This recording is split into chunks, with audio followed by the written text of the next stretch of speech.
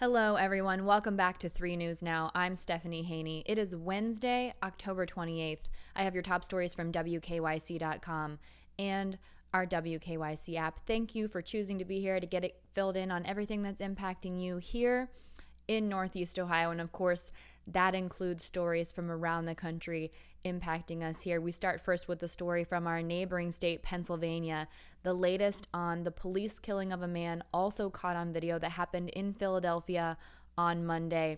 That man is Walter Wallace Jr., a 27-year-old. What we are now learning is that the family called 911, but they were hoping for an ambulance to arrive, not for the police to arrive, but it was the police who showed up first. Here's what we know about the circumstances surrounding the death of Walter Wallace Jr. He was killed on Monday by police. He was a black man and a father of 9 with a child on the way, and his wife is actually scheduled to deliver that baby today. Now, why is it relevant that he was a black man who was killed by police? Because many people are wondering whether this is another instance of an unjustified killing of a black man at the hands of police who may or may not have been black themselves. We don't know the identity of the police who are involved. Therefore, we don't know the race of the police who were involved. But here's what we do know.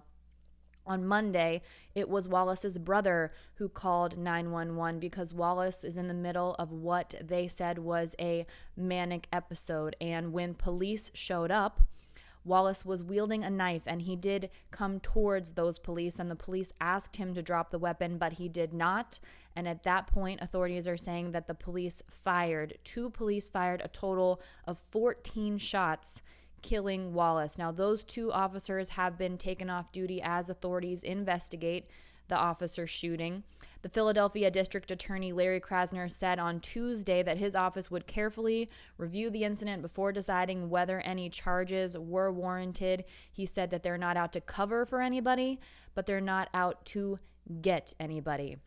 Now, the mayor, Jim Kennedy, of Philadelphia, said the shooting definitely raised difficult questions that must be answered. The parents of Wallace on Tuesday said that the officers knew their son was in a mental health crisis because they'd been to the family's house 3 times on Monday. We're also learning that the police who pulled the trigger on Monday, did not have tasers. They simply were not issued tasers, and not all Philadelphia police are issued tasers. Shaka Johnson, who is the attorney for the Wallace family, said, when you come to a scene where somebody is in a mental crisis and the only tool you have to deal with it is a gun, where are the proper tools for the job? So Johnson, the Wallace's attorney, is arguing that Philadelphia police officers are not properly trained to handle mental health crisis. Now, Philadelphia officials have said they have asked for additional funding in order to be able to provide officers with tasers, but presumably they don't have that funding because these officers, and again, not every officer in Philadelphia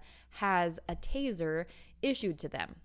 Now, this is highlighting a central claim among demonstrators who call for what has come to be known as defunding the police. But if you break that down, what some say they mean by defunding the police is actually providing funding to other places that are differently equipped to handle things that police might not be trained to handle, like mental health issues. Now, there have been demonstrations since this shooting and the killing of Walter Wallace Jr. on Monday, which was captured on video. And through the course of those demonstrations, at least 100 people have been arrested.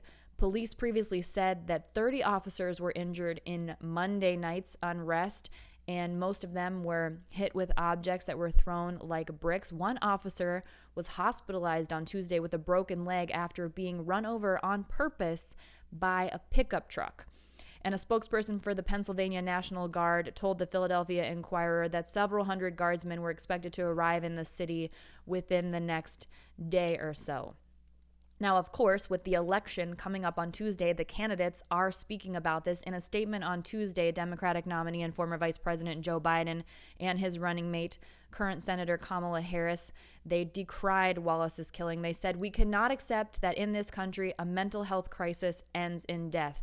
They also condemned Monday night's rioting. Now, to be clear, the demonstration started out peacefully, led by priests. However, as the demonstrations wore on, they did turn to violence and damage and disruption and looting throughout the evening. They condemned that. Biden and Harris did condemn that. However, President Donald Trump, while speaking at a rally in Wisconsin on Tuesday night, attempted to tie the unrest to supporters of the Democratic candidates. This is without any evidence. Here is what President Donald Trump said. He said last night Philadelphia was torn up by Biden supporting radicals. 30 Philadelphia police officers were injured, some badly. Trump went on to say, Biden stands with the rioters and I stand with the heroes of law enforcement. However, to be very clear, both Biden and Harris did say that the answer is not to come at police officials with violence and aggression. Now, today does happen to be National First Responders Day, and so here in Cleveland, the Cleveland Clinic Police are reflecting on what it's been like to serve the community throughout the pandemic, especially in those early days of the pandemic when there was so much uncertainty. Corporal Eric Hudson of the Cleveland Clinic Police Department told 3 News that what they did was they concentrated on putting the patients and the visitors before their families and before everything else. He talked about what that was like in the early days. For 12 hours a day, 6 days a week, it was the officers' jobs to keep people calm, safe, and in order. Now, this is while thousands of people lined up for drive-through COVID-19 testing at the clinic's W.O. Walker Center in University Circle. Hudson said that was a place that nobody wanted to be, and they just tried to make people feel as comfortable as possible. Now, during those early days, 5,500 tests were performed for COVID-19 in the first month that center opened, and to date, 72,000 tests have been performed there. That's up until the most current information. Now, as we celebrate National First Responders Day in the middle of this global pandemic, the officers say there's really one gesture that really means the most, and it's very simple. Sergeant Ryan Bell said, just saying thank you really goes a long way. And of course, we are very thankful for our first responders. They all have an incredibly tough job to do, and we're very thankful for all that they're doing to keep us safe during the COVID-19 pandemic and in many other capacities in which they serve our communities. Now, here is some good news, some interesting news about antibody testing. Kroger will now be offering rapid COVID-19 antibody tests at all pharmacies. Now, Kroger is an Ohio-based company, and this is the first U.S. retailer to offer this rapid antibody testing to customers across the country, and they'll be doing it with a finger prick blood sample. So, relatively non-invasive there. Just get your finger pricked and your blood will be tested. These are FDA authorized tests. They'll be available at all Kroger pharmacies and clinics by the end of November. So coming up very quickly here, just over a little bit of a month away till that widespread availability is out there. Now, these tests cost $25 and they typically provide results within 15 minutes. And the goal here to test for the antibodies is to let a person know if they've previously been infected with COVID-19. Now, to be clear here, this is about more information. This is not necessarily about immunity. Remember, there are smaller studies that suggest that antibodies disappear quickly and that some people with few or no symptoms might not even make antibodies if infected with COVID-19. And also, to be clear, people who think that they might have COVID-19 should not take an antibody test. That is not the test for you because it only detects antibodies developed in response to the virus, not the virus itself. Also, important to note here that there have been studies that show that it's not clear how long antibodies last or even what level of protection a person has if they have those antibodies in their system. But more information is better. Knowledge is power. So this is something that will be available at Kroger locations across the country by the end of November. Switching gears here, let's talk about the Cavaliers head coach J.B. Bickerstaff and his wife Nikki and what they are doing in order to keep up on their promise to bring good to our community here in the greater Cleveland area. So the Bickerstaffs worked with the Boys and Girls Club of Northeast Ohio, and they picked 10 lucky members of the Boys and Girls Club, 5 students from East Tech High School and 5 from John Adams College and Career Academy, all here in the greater Cleveland area. And they helped them out with 10 iPads and also a year of internet service. Now, this is crucial at a time when we are talking about the digital divide and so many students are forced to be doing at-home schooling, virtual learning, especially as these COVID-19 cases surge here in Ohio. So Those students were given those 10 Nike backpacks and that iPad, and of course, some Cavs gear too. And then they had their first virtual meeting with Coach Bickerstaff and Nikki and spoke to the seniors about their commitment that's going to be made to them for the year. So this is a long-term commitment over the next year between the Bickerstaffs and these 10 lucky students. So they'll be checking within them regularly and helping them make the most of their education. Both the Bickerstaffs and the students even signed a contract agreeing to the responsibility to continue to strive for greatness. And they also talked about the importance of voting in the upcoming election, which is just 6 days away now. By the way, these are seniors in high school, so some of them might be 18 and some of them might be voting for the very first time in an election, which just happens to be a presidential election this year, and a pretty consequential one with lots of people very invested in this outcome, which we will hopefully know as soon as possible. Maybe not on Tuesday, November 3rd, but hopefully as soon as possible.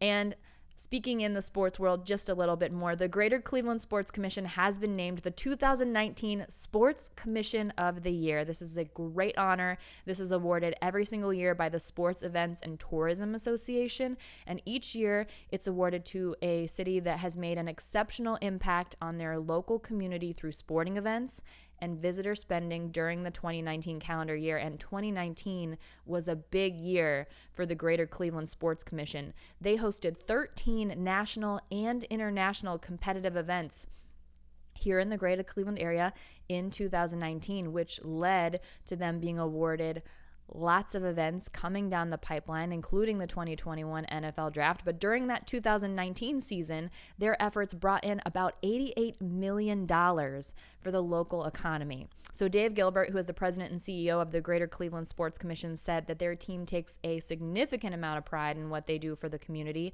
and that this award embodies that pride. Now, speaking of those future events that they were able to secure, in no small part because of that very successful 2019 year, there will be 10 future events, including the 2021 NFL Draft. And those events are expected to bring in about $118 million to Northeast Ohio. Now, the last time the Greater Cleveland Sports Commission was given this award, that was in 2007. So congratulations to them. It is a shining star among our community, and we celebrate that with them. That's it for your 3 News Now early update for Wednesday, October 28th. I'll be back here at 3 p.m. when we get those updated numbers in from the Ohio Department of Health. And, of course, the rest of your top stories from WKYC.com and our WKYC app. Everyone enjoy the rest of your afternoon. Stay safe and be well. I'm Stephanie Haney.